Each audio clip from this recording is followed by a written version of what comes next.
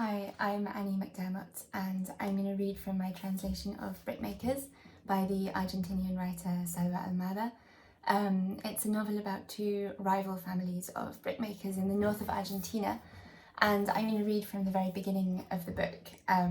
So it opens and we're in a empty, deserted fairground in the middle of the night, and the eldest sons of these two families are lying in the grass bleeding, having stabbed each other in a knife fight.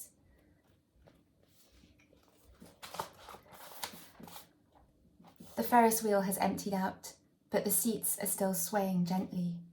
Must be the dawn breeze. To Pájaro Tamai, sprawled on his back, it's like the giant wheel is still turning. But it can't be because there's no music. He can't hear a thing. His head is full of white noise. White like the sky.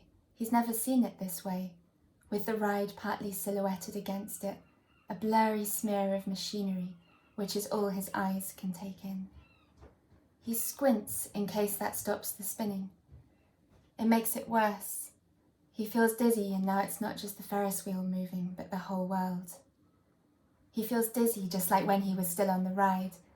He and Cardoso had climbed into the double seat with a just opened beer, the bottle spewing out thick white foam. Before pulling down the iron safety bar, the guy working the ride tried to confiscate the beer, and they just laughed in his face. The guy shrugged and didn't insist. He'd had to say something because of fairground regulations, but if these piece of shit Indios wanted to get themselves killed, that was fine by him. The first time around went in fits and starts, a slow climb as the rest of the seats were filled. When they reached the top, Cardoso began spitting on the people below, who squinted up at him and cursed. Pajarito laughed and took a slug of beer and looked out over the town.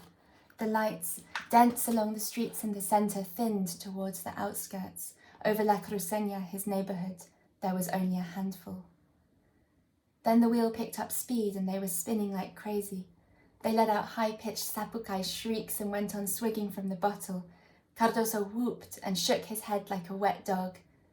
The third time around, he unzipped his fly and started pissing, waving his dick from side to side and splattering the riders below. Pájaro's ribs ached from laughing so hard. He felt high, happy and powerful. Now down here, his head buzzing and the sky so white it hurts. Pure, blinding light like in the sci-fi movies when they took the little ones to matinees at the Cervantes. He's tired. Too much partying, he thinks. You play, you pay. He wants to shut his eyes in case that helps with the dizziness. He starts letting his eyelids drop, and then suddenly he gets it and opens them as wide as they'll go, making a superhuman effort to keep them that way because it's hit him and he realizes he's dying. Thanks.